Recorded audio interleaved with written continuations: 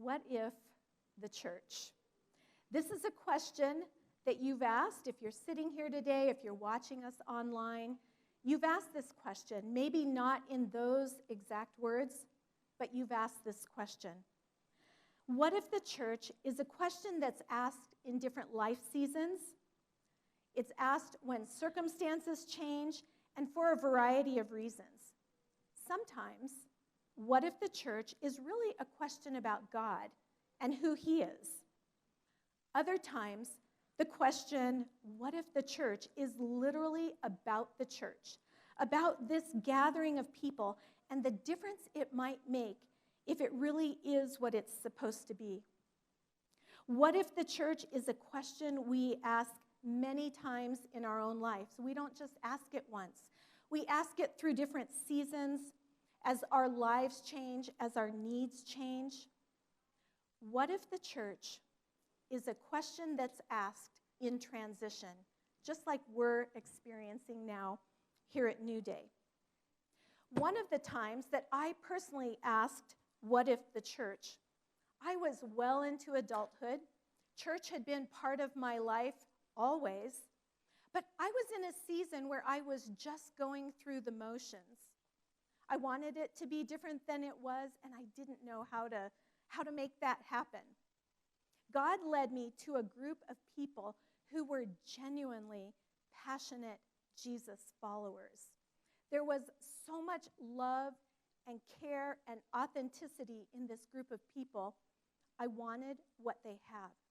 I began to reconsider church, and I asked the question, what if the church? What I was really asking at that time was, what if the church was a place I could find purpose for my life? You might remember a time you asked the question, what if the church? What if the church was a place I could find friends who had similar values than I have? Or what if the church was a place where I could make a difference? What if the church was a place where I could find peace or hope or happiness? The question, what if the church, is a question that Jesus hopes we will ask. Because it was His plan for the church, this gathering of Jesus followers, to be the vehicle where people would come to know God.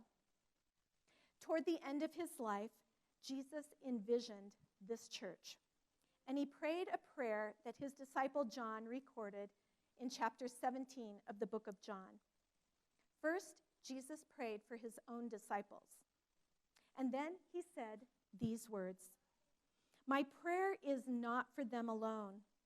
I pray also for those who will believe in me through their message. I will be in them, and you will be in me, so that they will be completely one. Then the world will know that you sent me, and that you love them just as much as you loved me." Jesus envisioned His followers becoming gatherings of people who would share life and make a difference in the world in such a way that the church would literally become the hope of the world. In this series, What If the Church?, we're going to listen to some of our own stories, because we each have a What If the Church story. When we listen to stories, we connect to each other. And that is exactly what Jesus wanted in part of the process of becoming one. Stories help us to become open to new possibilities. And stories help us find answers to our own questions. Toward the end of our sermon time today, you're going to receive a little card that says, "What if the church?" And we'll want you to write down your own phrase or word, and then we're going to do something with those together. But now I want to invite today's storytellers to come and join me, and we will begin with Danae. Good morning, Newday. Happy Sabbath. It is a happy Sabbath today. I love that. Usually sometimes people ask that question, and it's happy Sabbath. So glad that you are all happy to be here as I am today. So My name is Danae Atkins. My husband Andy and our children Connor and Lily have been attending Newday just since last summer. I'm really happy to be part of today's service and honored to be sharing my story with each of you today. So several weeks ago, Pastor Lisa asked Chris and Carol and myself to speak on this topic of what if the church? This question could go in many different ways, so the first thing I did was to pray about it. I prayed, and in the end, I felt like the message I needed to share today is this. What if the church fully lived out its calling to be the hands and feet of Christ? What would this look and feel like? What would the impact be? As I prepared to speak today, I explored this concept more to gain a better understanding of what being the hands and feet of Christ really means. The author Joel Ryan sums this concept up well for me when he says that being the hands and feet of Jesus means that Christ's followers, past, present, and future, are obedient in their commission to preach the gospel and co-labor with Christ to love, serve, and heal the broken, hurting, and hopeless of this world. So being Christ's followers and being his hands and feet means serving others, helping to meet their basic needs as a very tangible way of showing the love of Christ. In my own life, I have experienced so many times what it means to be surrounded by others who show up as the hands and feet of Christ. And I'd like to share one really meaningful experience that I had with you today. On the morning of January 7, 2022, my healthy and active 64-year-old father passed away suddenly and unexpectedly of an apparent heart attack. Once I got the call from my mom, life as I knew it stopped for the next 10 days as my siblings and I, along with our families, traveled 1,000 miles to our hometown to be with my mom and navigate a tremendously difficult situation that none of us were prepared for. In this time of darkness and grief, it was so easy to wonder, where is God in this? I asked that question so many times, but the thing is that I also had so much proof that Jesus was there through the love and actions of people in my life who allowed themselves to be used as his hands and feet for me and my family. Jesus showed up in the form of my aunts and family friends in my hometown who rushed to be with my mom as soon as they heard the awful news. Jesus was the pastor from our home church in Michigan who called me as soon as he heard to offer words of condolence and comfort and just to pray with me when I could not find the words or the strength to pray for myself. Jesus showed up in the form of my friend who said, "Don't worry about your dogs and house. I'll stay here while you're away," which is a big ask with my dogs. Jesus was there in the many friends who texted and called with messages of sympathy, support, and love. Jesus was my friend who offered his Airbnb in my hometown for as long as we needed it. He said, "I'm just going to take it off, and you guys just make it your home for as long as you need." What a blessing. Jesus took the form of a TSA worker in the Phoenix airport who consoled my sister when it was obvious she was struggling with the difficult trip she had to make. Jesus was there in the friends and family who brought casseroles, baked goods, and more food than we could possibly consume to support my extended family while we were together. Jesus was my sister-in-law who used her incredible talent for baking to bless us with even more delicious food. And Jesus came with the many friends and family from across the country who joined us to celebrate my dad's life a week after his passing. For as long as I live, I will never forget what a tremendous comfort and blessing these hands and feet were for my family and I during an extremely painful time in our lives. Have you experienced the hands and feet of Christ in your own life? More importantly, have you experienced what it feels like to be the hands and feet of Christ for others? I want to share a verse that I love with you today. It's 2 Corinthians 1:3-4, which says, "Praise be to the God and Father of our Lord Jesus Christ, the Father of compassion and the God of all comfort, who comforts us in all our troubles, so that we can comfort those in any trouble with the comfort we ourselves receive from God." I'm going to read that last part again with you. So that we can comfort those in any trouble with the comfort we ourselves receive from God.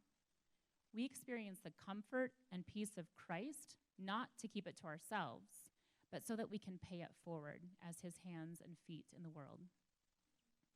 This is one of the reasons why my family and I love Newday. Since we began attending here several months ago, we've seen so many ways in which this body of believers is living out their mission to be the hands and feet of Christ in our community and in our world. This summer, for example, we celebrated with our brothers in Christ from Step 7 Ministries as they began their new lives in Christ through baptism. On this special day, they were surrounded with welcoming hugs, words of encouragement, and good food and fellowship. In December, my family and I participated in the Christmas Store, an annual collaboration between Newday and Parker Adventist Hospital. I'm pretty sure I saw Jesus in the faces of the children who were able to pick out gifts for their siblings and parents, and something special for themselves too. One little kid who was coming through line said, "I was so hoping I would be invited back this year." It was so cute to see. I also saw Jesus in the faces of their parents and guardians, knowing their family would have a special Christmas through the kindness of strangers. Andy and I want our kids to understand what it means to bless and serve others, to be the hands and feet of Jesus. The Christmas Store was definitely a blessing to the kids and families who received gifts, but I can assure you this opportunity to serve was an even greater blessing to my family. During this past holiday season, I also witnessed the generosity of this church to give sacrificially to causes here and around the world through the Christmas offering. Giving financially is another way to be the hands and feet of Christ. And currently, I, along with many of you, am preparing for my first half marathon in May as part of Newday's Team World Vision. Together, we're running or walking, thank you, and raising money to bring clean water to kids around the world. As the alarm clock gets earlier and earlier on weekday mornings, I have to keep telling myself, it's for Jesus and children. It's for Jesus and children. It's the only thing that gets me out of bed. These are all great examples of serving as Jesus' hands and feet, and they can seem like big things, but there's much more. Each week, we are blessed by smiling, welcoming greeters, by pastors and kids ministries volunteers, and by worship leaders who lead us in praise. Each one of you has said yes to Christ's call to be his hands and feet by sharing your time and God-given talents. Jesus lives in this church, and together we are his hands and feet. Here's the thing I want to stress. We talk about the church as some abstract thing, but in reality, the church is you. The church is me. The church is us. When we expect the church to do something, we deflect our own responsibility to be Christ's hands and feet in the world. I came across a quote I want to share with you. It was from Teresa of Avila. She said, "Christ has no body now but yours, no hands, no feet on earth but yours. Yours are the eyes through which he looks with compassion on this world. Yours are the feet with which he walks to do good." Think about that. You are literally Christ's body, his hands and feet, his eyes, his ears on this planet. So if you're wondering if or why you should give church a try, I would frame the challenge a bit differently. Don't just passively try church. Church isn't a new restaurant or a new aerobics class. The church is a group of flawed people who are all on a journey of redemption through the grace and blood of Christ. We fall down and we make mistakes, and I know I make a lot of mistakes. But together, we can make a difference within and outside the walls of church if we truly live as the hands and feet of Jesus. Find a way to serve that taps into the gifts God has given you. In doing so, you'll meet new people, you'll make new friends, and you'll be part of something bigger than yourself. When my family and I lived in Michigan, I would often run past a church near our house. This church had a one-way kind of semicircular driveway leading out onto the main road. And positioned prominently near the exit onto that main road was a sign that read, "You are now entering the mission field." I love that reminder, and I still do. In other words, don't just come to church to be fed. Take what you receive here out into the hungry, broken world around us that is so desperately in need of a loving Savior. The challenge I want to leave each of us with today is to think about this as we leave and go into the week ahead. What's your mission field? What's my mission field? Pray for opportunities to be used as Christ's hands and feet this week. Be open to God's leading. I promise you that if you ask, he will put people in your path who need to see him through you and people who might only see him through you. So what if the church? We are the church. We are the hands and feet of Christ. Let's live out this mission every day and watch what happens in our world and in our lives. I truly believe, and I hope you'll claim this promise with me today, that if we take our mission seriously, God will make good on his promise from Malachi 3:10, which says, I will open the window of heaven for you. I will pour out a blessing so great you won't have room enough to take it in.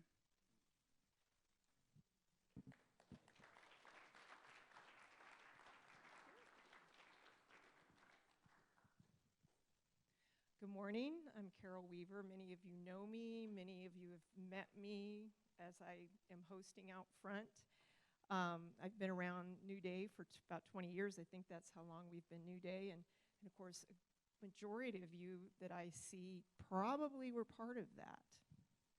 And whether it be setting this whole church up when we first started or entering in a little while later and making it grow with all kinds of things. So I love that I'm speaking to all of you that have my journey too as part of it. And so I started serving as a child in a very small church, and there were not many families, and we, in fact, about once a month, we had to go and clean the church because there was nobody else to do it. And then when I was about 12, we needed a kindergarten teacher.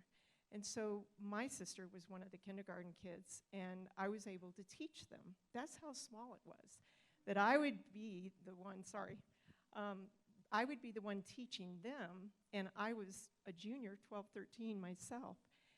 That was really fun because the kids loved it because I was more pure, and I loved it because I could just, do my own thing and do the felts and the crafts. And so from there, though, through the church, through the years, I left the church as an older teenager, but in my late 20s, God brought me to my knees, and I wanted to find a church again.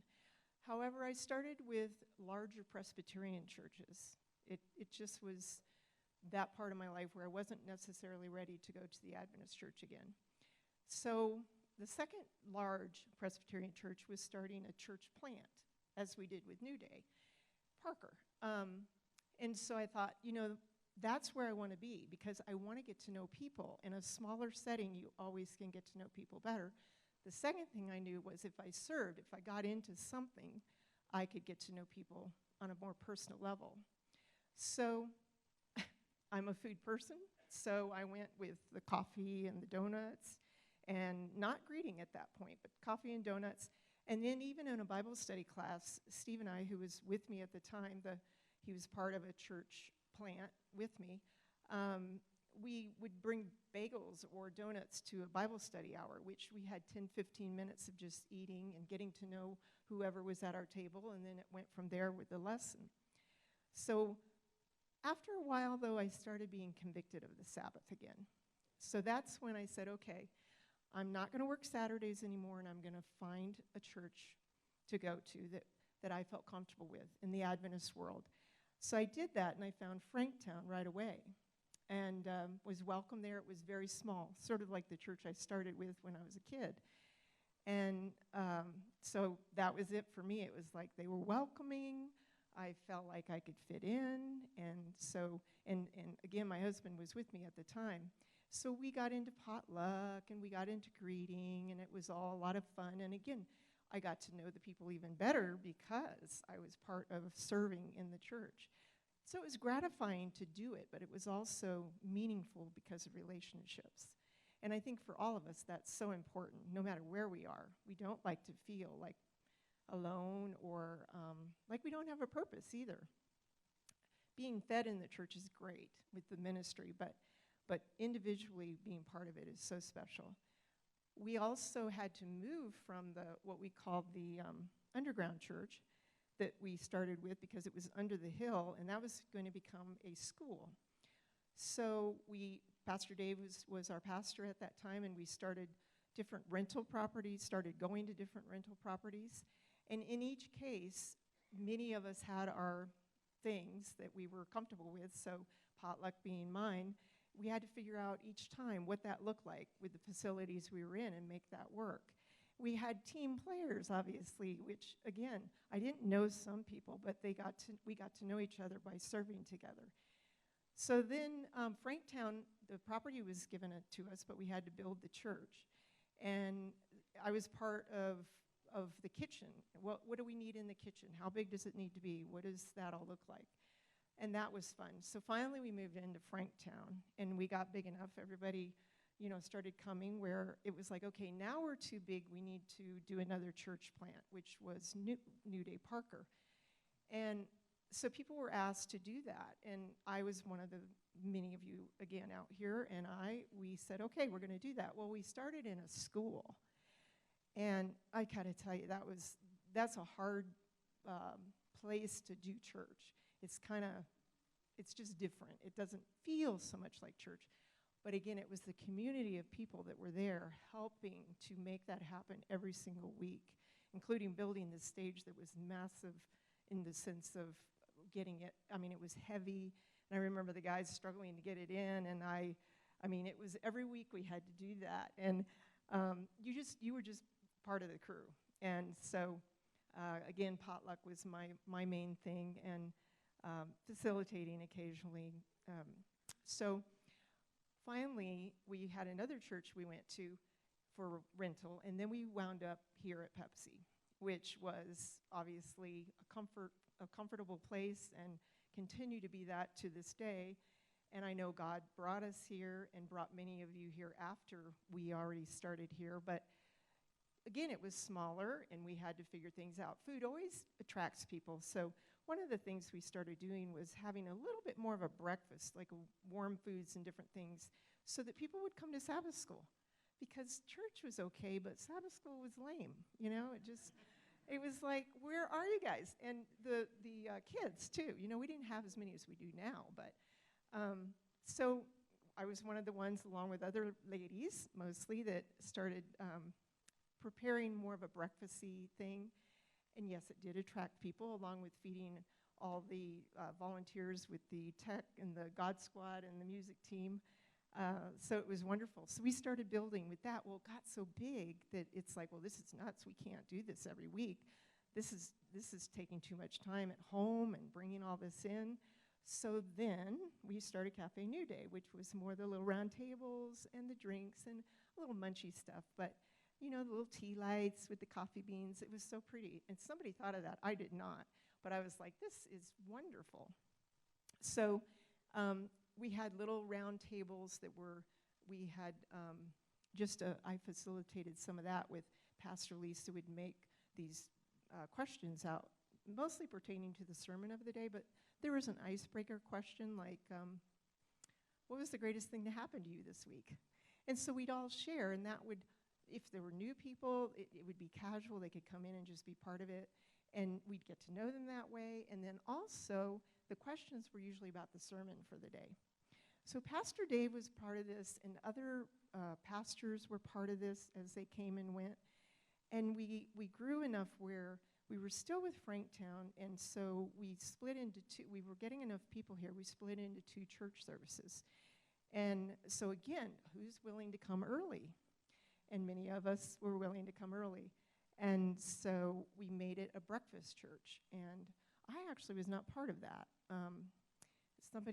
Other people were doing that. But we would have music, we'd have the sermon, and we'd break out and have some breakfast and talk about the sermon. It was just really casual and nice. And then the formal service, the next one, later service, was more what, many of you would come and do that service. So it's just this whole transition and growing and changing, and it takes so many people for that. And it's so gratifying to be part of it. Again, I know many of you, because of being part of that, and serving has been such a wonderful thing for me, and always a purposeful thing. And I think that if I were going to say, what if the church, it would be, I was reading this morning in Outlook about young people, and basically identity is important in a church, belonging is important, purpose. Well, young people, yes, but we all want that. So by plugging in as support roles or by leading, whatever is comfortable for you, there are so many outside and inside things to do, including the Christmas store, the farmer's market, the shoebox programs, just all kinds of things where people can plug in, families as well as adults. And that's so important, even in my life, to have been a part of all that when I was very young really made a difference for me. And so I brought it into my adult life also. So what if the church, and I have to go to my paperwork on this one, what if the church was a place where everyone had a purpose? And they had an identity because of that purpose, because they were part of something. I think that would be what I would say is important, that a church that serves like that, at some point along the way we had over 70% of our church serving. That is like unheard of in most churches. So I'd like to see 100%. I mean, that would be great. Our servant appreciation dinner that's coming up, I'm part of that because of being part of the serving team, but we could all be a part of it. Then I don't know what we would do. You know, it would be just so easy, right? So anyway, I thank you for your time today, and I hope that my experience helps you maybe plug in somewhere.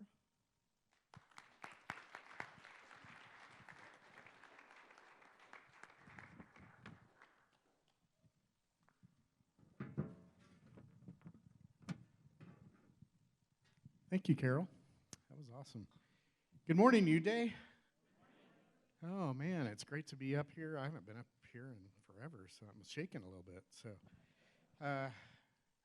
my name is Chris Rippey. I've been going to Newday for, like Carol, for many years. Started off in Franktown back when it was, what did we call that, the bunker church or the underground church? And went through all the temporary churches and finally the Franktown built church. And then we decided to plant, Parker Newday, and we decided to make the move there. So I've been here a long time. When I ask the question, what if the church were all that Jesus dreamed it to be? I wonder how we as a church have really done with this.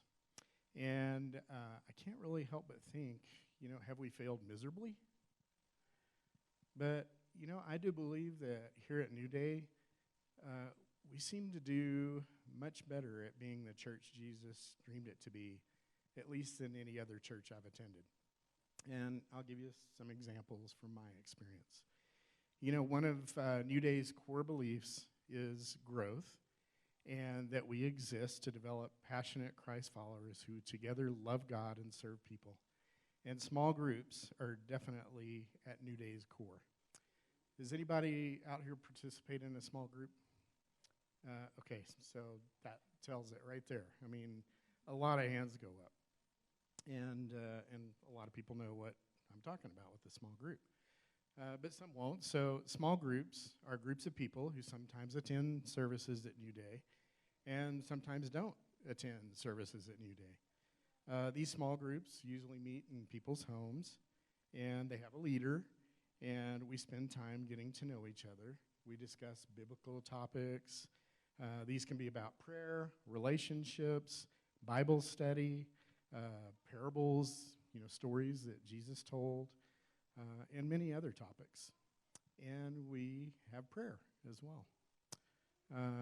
Joanne and I have been going to small groups since about our first year or two, beginning in Newday. And now, for a few years, we've led a small group. This activity has definitely grown our friendship level at Newday. I have to be honest, and I don't know if anybody else feels this way. I have a love-hate relationship with small groups. Our small group night, I get home from work, I'm exhausted. I've been with people, in a very close level all day long, and I'm like, and I've said this to Joe a few times, oh no, it's small group nights. I'm so tired, and I just want to sit on the couch. I can't do this. Talk about a whiner, huh? Then I eat dinner as quick as possible, and people start arriving. And then we start our meeting. Well, lately, we've decided to, every other week, do a little dinner before we start the group, so everybody gets there a little earlier. And I don't know about everybody else in our group, but man, I've really enjoyed that. And it's a time to eat together and socialize, and I think it just kind of breaks the ice even more than an icebreaker, and it's just a ton of fun. So as we start our meeting, we have an icebreaker, even though we've been eating, together, or whether we are or aren't. And I begin to settle in. I forget about how busy my day was. I forget about how exhausted I am. I enjoy the stories that other people are telling. I enjoy the discussions around the Bible. And I really enjoy that other people have a different perspective about God and His Word than I do.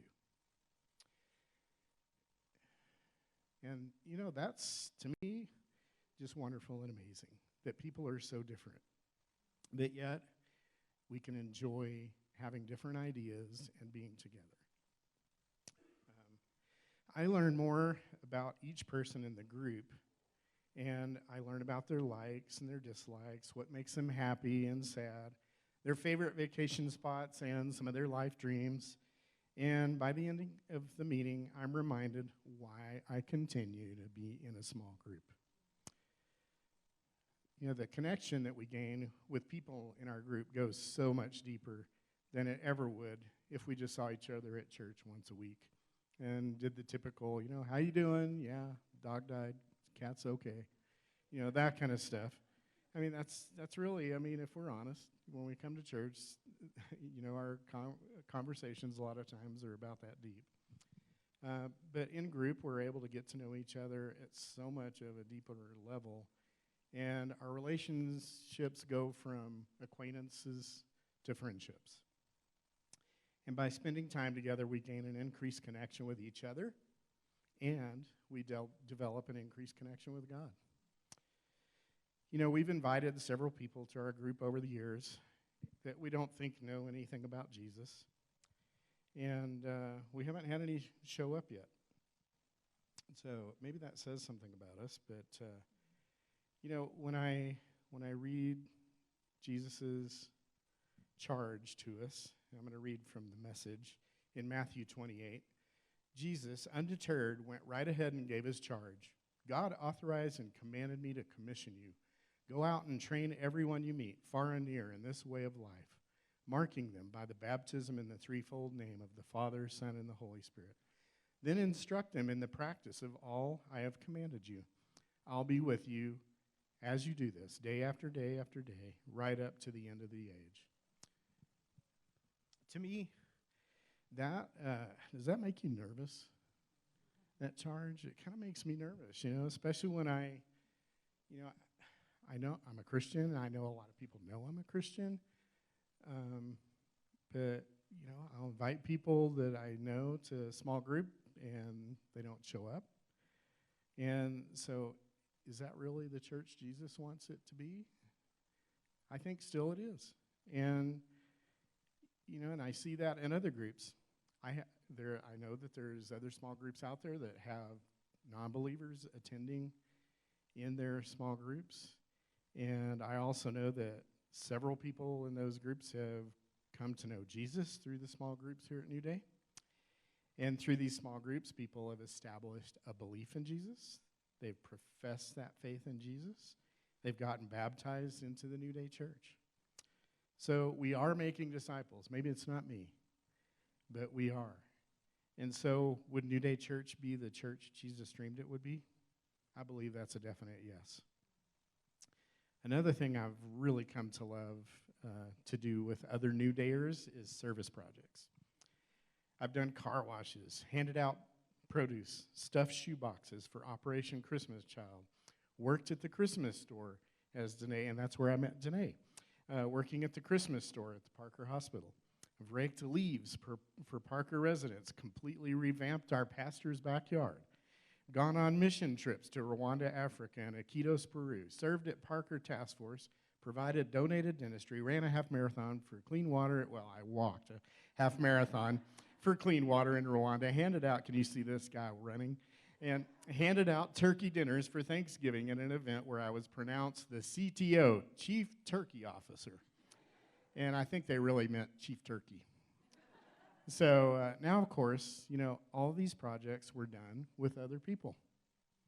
Do you think I got to know any of those people better at those projects? Yes, of course. Do you think we made an impact on the people we served? Of course. Do you think helping all those people made an impact on my life? Of course. It made an amazing impact on me. I've found that serving others has made so much more of an impact on me than I ever dreamt it would.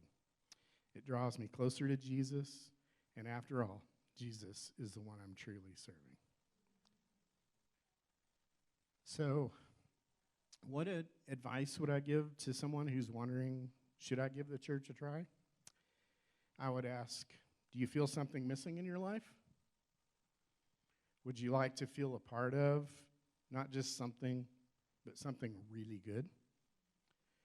Would you like to develop friendships with really great people?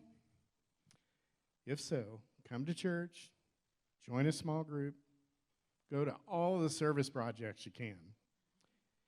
And the natural byproduct of doing church together is a fuller, connected life. If I were to summarize what if the church using one phrase, it would be, what if the church got connected, served together, and prayed together?